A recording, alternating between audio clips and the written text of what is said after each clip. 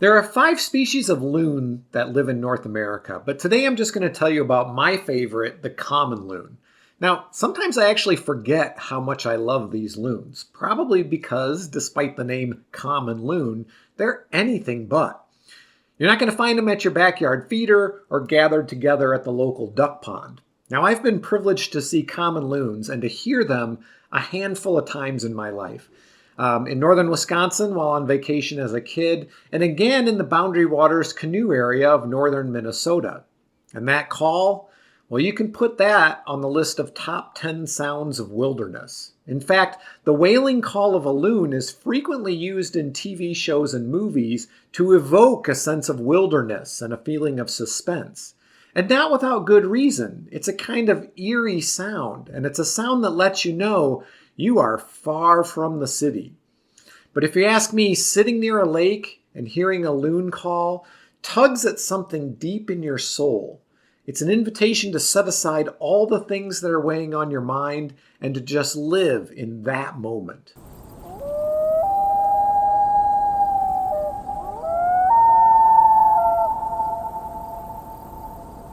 I'm your host, Tim the Nature Nerd O'Hara, and this is the Dispatches from the Forest podcast.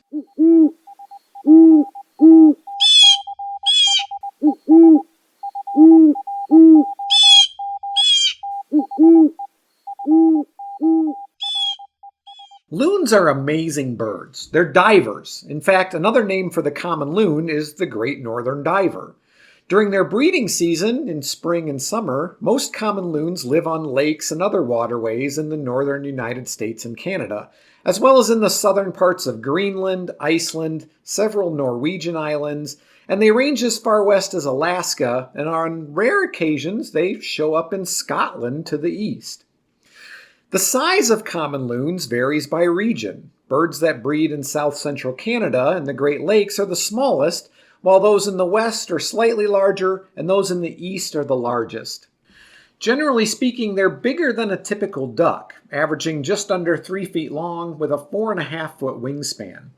Weight can vary anywhere from 5 pounds to nearly 17. Males and females look the same, but males are about 25% larger than females. Now, the only thing common about these loons is their non-breeding plumage. During the winter, common loons are brown or grayish with a white neck. Their bill is pale during this time. To be honest, their non-breeding plumage really is just kind of meh.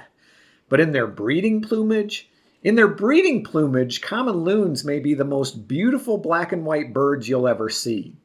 Adult breeding plumage consists of a black head and neck with green, purple, or blue iridescence. They have a distinct characteristic black and white barred necklace, a pure white breast, and a black and white checkered back. During the breeding season, their bill turns black and their eyes are red. Common loons molt twice a year. Well, more like 1.5 times a year. In October, they undergo a partial molt of their head, body, and tail feathers, resulting in that meh plumage. Then in January or February, adults shed all of their flight feathers, leaving them temporarily unable to fly, and grow in that spectacular breeding plumage. Breeding habitat for common loons ranges from wooded lakes to tundra ponds. Lakes need to be large enough to allow them to take flight and have a good population of small fish. They prefer lakes with islands and coves, which provide protection from predators. Deep lakes with warm surface waters, relatively low biological productivity, and clear water where their prey are easily seen are the habitats where breeding loons are most successful in raising young. They're known to exhibit high breeding site fidelity, meaning they return to the same breeding sites year after year. Interestingly, loons also exhibit a strong tendency to settle as breeders on lakes that resemble the ones where they were hatched, a phenomenon called natal habitat imprinting. Their preference is based on 2 lake attributes, size and pH level. Now, this behavior is a little bit strange because it's just as strong in loons that hatched on small acidic lakes as those from large lakes with a neutral pH. Now, you're probably thinking, so what? What does that mean? Well, what this means is that loons that choose smaller, more acidic lakes are actively choosing habitats that have a lower rate of breeding success and a higher rate of chick mortality, which is kind of loony if you ask me. So since we're near the topic, let's talk about loon breeding. Loons are serially monogamous, something I've mentioned before. Breeding pairs jointly defend a territory consisting of an entire small lake or a protected bay within a large lake. A loon couple remains together throughout a breeding attempt and rearing their offspring. Loon pairs don't remain together during the winter, but they reunite each spring. During the spring migration, males usually precede females by a few days or weeks, settling on their lake once a portion of it becomes ice-free. Loon pairs will usually breed together for many consecutive years, but if one of the pair dies or gets evicted by a rival loon, the other pair member quickly moves on and establishes a new bond with the evicting bird. Most loon adults will have 2 or more different mates during their lives. Evicting individuals tend to be younger birds, 5 to 9 years old, while the evicted adults are usually 15 years or older. Male loons begin to show higher mortality, increased territory loss, and a decline in body condition starting at about age 15. Now, loons can live to be almost 30 years old, and in fact, about 90% of common loons live to be in their mid-20s, but survival rates drop to about 75% after that. Now, perhaps in response to this physical decline, males 15 or older show increased rates of both territorial aggression and territorial vocalization. This age-related change in behavior is what's known as terminal investment. It's a nothing-left-to-lose strategy seen in many older animals that are trying their darndest to eke out just 1 or 2 more years of breeding before they die. You know, it's kind of the loon equivalent of a midlife crisis. If they could drive, they'd buy a sports car, get hair plugs, and seriously consider those ads for natural male enhancement. Male and female common loons build a nest of grasses and reeds in a sheltered location along a lakeshore or on an island, preferably near deep water so they can swim to and from the nest underwater to avoid alerting predators. Pairs that nested together the previous year usually use the same nest site if they hatched chicks successfully there. In contrast, pairs that were unsuccessful or lost their eggs to a predator usually move the nest to a different location. The female lays 1 to 2 olive brown eggs with dark brown spots. Eggs are laid several days apart and hatch asynchronously. Incubation takes about a month, and both parents help with the incubation duties. Common loon chicks are dark brown with a white belly. Within hours of hatching, chicks can swim, but they'll ride around on their parents' back quite a bit. Now, seeing a loon with a little fuzzball of a chick sitting on its back, sometimes with just its head poking out from between the parents' wings, that is one of the most amazing sights in nature. Parents and chicks initially stay in shallow, isolated bays where the parents are better able to defend the chicks from either rival loons or eagles, which are their main predator. Male parents defend broods consisting of 2 chicks more vigorously than they do single chicks, chiefly with the territorial yodel call that I'll talk more about later. Both parents feed the chicks, and they feed them live prey. The parents catch small fish, hold them crosswise in their bill, call using a hoot call, which I'll tell you more about later, and approach the chicks with their head lowered so the chicks can grasp the offered fish. As they grow, chicks catch an increasingly larger portion of their own food by themselves. Young loons can actually feed and fend for themselves by the time they're 2 months old, but many juveniles continue to beg from adults well beyond this age. If you have teenagers, you know exactly how a loon parent feels. Biologists estimate that a loon pair with 2 chicks can eat about 1,000 pounds of fish over a 15-week period. Since they're diving birds and need open water, loons are migratory and head south in the fall. Juveniles leave their natal lakes before they freeze over, but usually several weeks after the parents have already departed. Common loons migrate during the day, starting about 2 hours after sunrise and flying at altitudes of 5,000 to 9,000 feet where the air is less turbulent. Migrating loons are fast flyers too. They've been clocked at speeds of over 70 miles an hour. They winter along the coast and on inland lakes and bays, basically migrating to the nearest body of water that won't freeze over. In North America, loons winter mainly along the Pacific and North Atlantic coasts, and many stop off at the Great Lakes during their journey. The United States Geological Survey has found that many loons actually winter about 80 miles offshore in the Gulf of Mexico. When the juveniles reach coastal waters after that first migration, they'll stay there for the next 2 years. Usually when they reach the age of 3, the young loons return north in the spring, even though they might not breed for several more years. So clearly loons need bodies of water. They breed there, they winter there, and they stop on them in between, and with good reason. Like I mentioned in the beginning of the episode, loons are divers. 80% of their diet consists of fish up to 10 inches long, which they catch underwater and generally swallow head first. And loons are visual hunters, so the water needs to be clear so they can see their prey. When fish are scarce or hard to catch, loons will prey on just about anything else they can catch, including insects, crayfish, snails, leeches, amphibians, and aquatic plants. They've even been known to prey on the occasional hapless duckling. Loons swallow most of their prey underwater, and they have sharp rearward-pointing projections on their tongue and the roof of their mouth to help them get a good solid grip on slippery fish. Now, having an adaptable diet is an important survival trait. I recently read an article about 2 of the world's oldest common loons who breed at the Saney National Wildlife Refuge in Michigan's Upper Peninsula. The male, known simply as ABJ, is 36 years old, and his mate, at least until recently, known as FE, is 37 years old.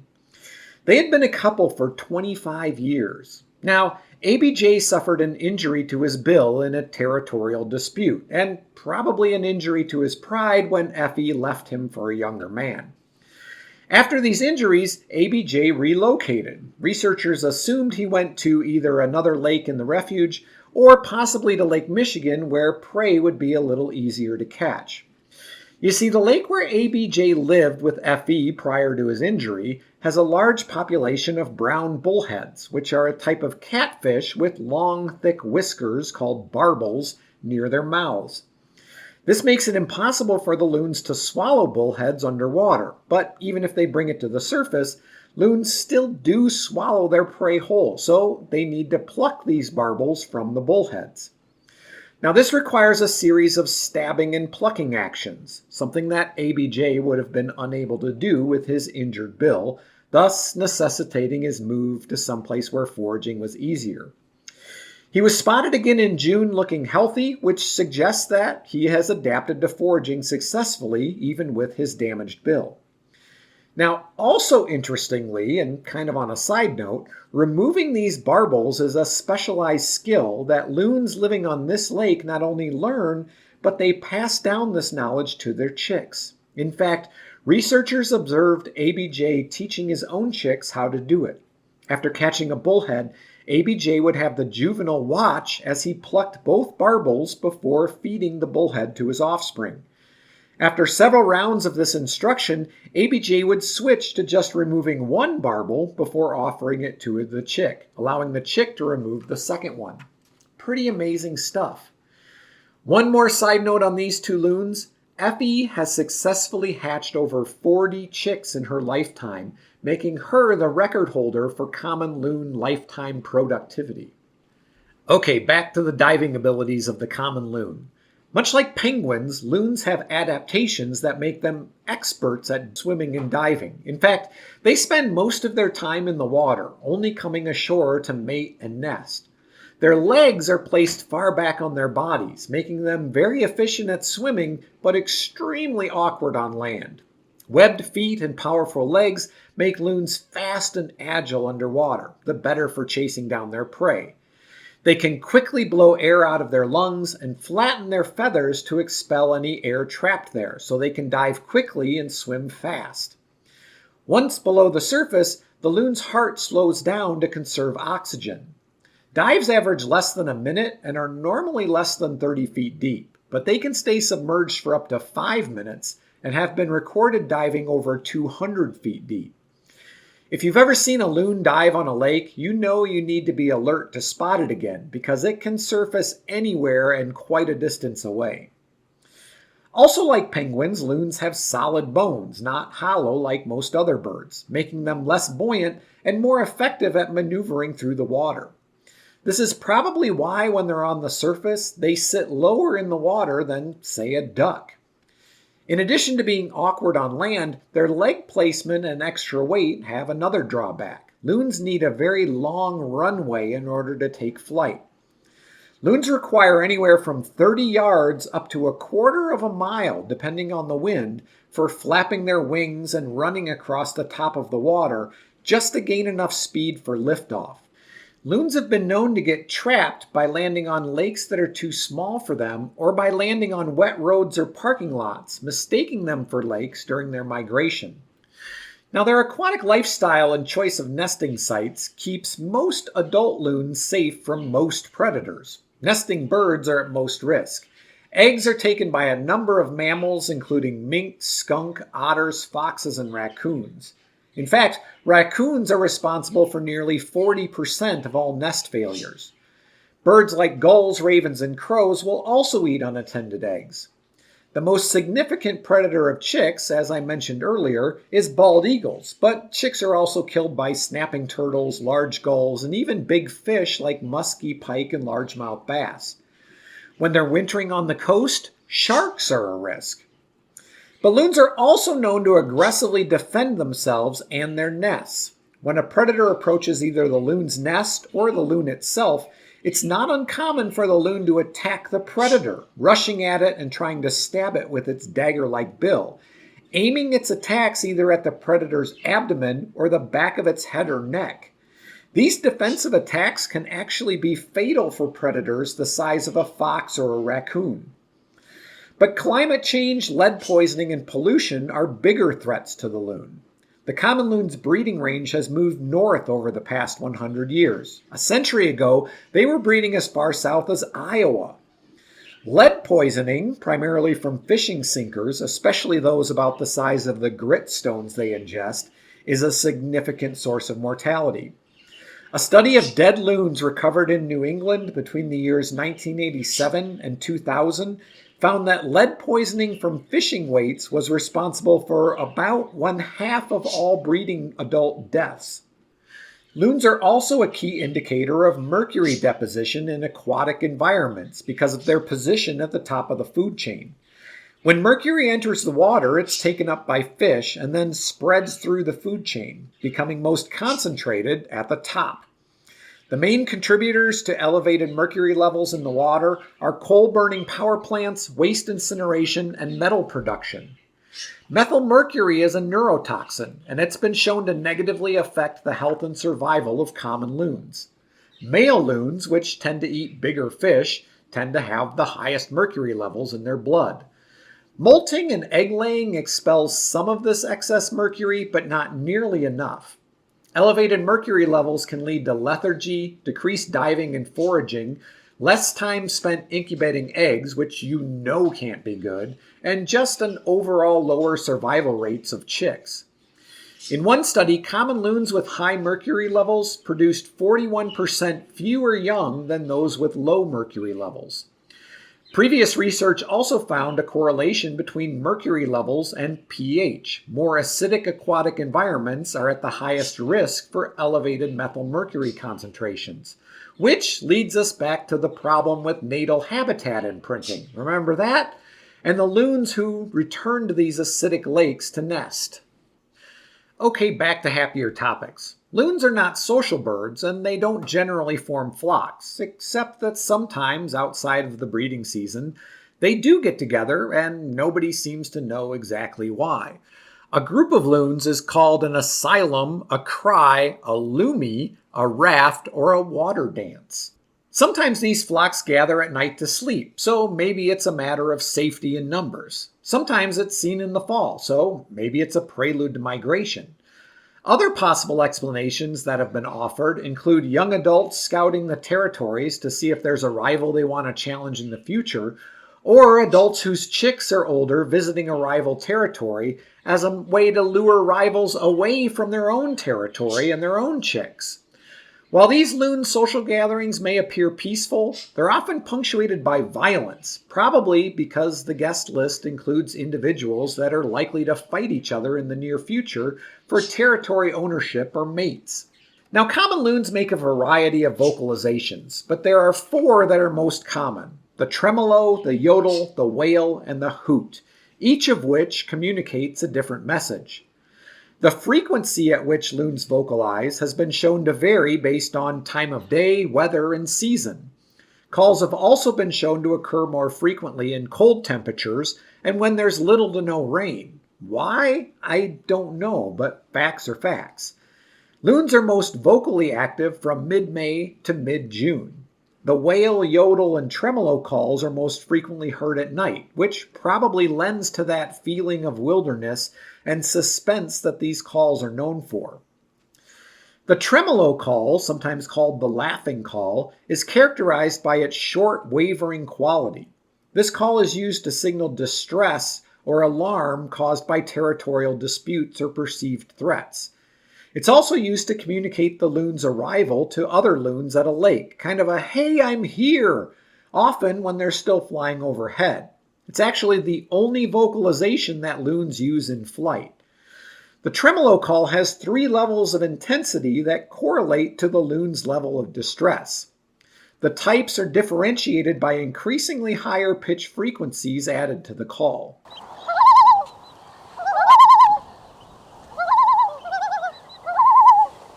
While the word loony has its roots in the word lunatic, its usage is also influenced by the wild tremolo call of the loon. The yodel call is a long and complex call made only by the male. It's used to establish territorial boundaries and in territorial confrontations. The length of the call corresponds with the loon's level of aggression. The dominant frequencies of the yodel indicate the body mass and therefore the health of the yodeling male.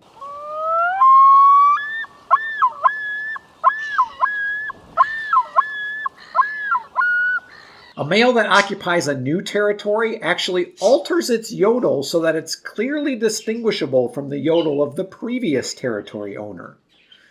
A loon's wail is a long call consisting of up to 3 notes and is often compared to a wolf's howl, both for its sound and for its purpose.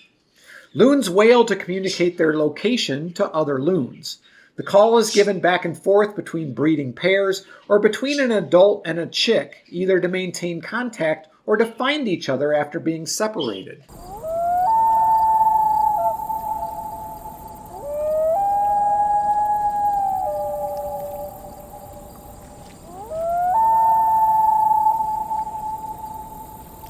Finally, the hoot is a short, soft call and is another form of contact call. It's a more intimate call than the wail and is used exclusively between family members or when loons gather in an asylum. This is the call that's used when adults summon their chicks to feed.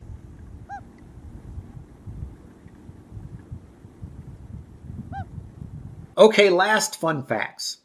The appearance of the loon and their calls have made them prominent in several Native American mythologies. Several tribes have creation stories that involve the loon, and many also have stories about how the loon got its distinctive necklace. An old New England colloquial name for loons was "call up a storm" because their calls supposedly foretold stormy weather, even though, like I said earlier, they call more frequently when rain is in short supply. Common loons are the provincial bird of Ontario, and they appear on the Canadian $1 coin, widely known as a loonie. They also appear on the Minnesota State Quarter. And that's where we'll end this episode. Thank you, faithful listener, for listening. Be sure to give us a like and subscribe. It is now and will always be free of charge. Other ways to support the podcast: hey, get someone else to listen. Tell a friend, tell a family member, bribe them if you have to, just get them to listen.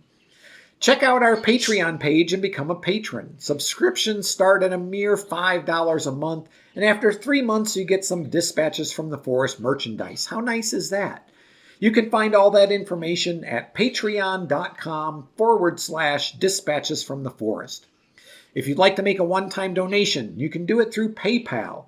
dispatchesfromtheforest@gmail.com is my PayPal address and obviously my email address, so you can reach me there if you have questions, comments, or suggestions for future episodes. Or, leave a comment on whatever platform you listen on. Check out the Dispatches from the Forest merch store at cafepress.com/Dispatches from the Forest and get some merch. So many possibilities, I guarantee you'll find something you like. And if you don't, well, tell me what you want and I'll see about adding it to the lineup. For additional content, check out Dispatches from the Forest on Instagram, Facebook, TikTok, and YouTube. I'm your host, Tim the Nature Nerd O'Hara, reminding you to go outside and get dirty.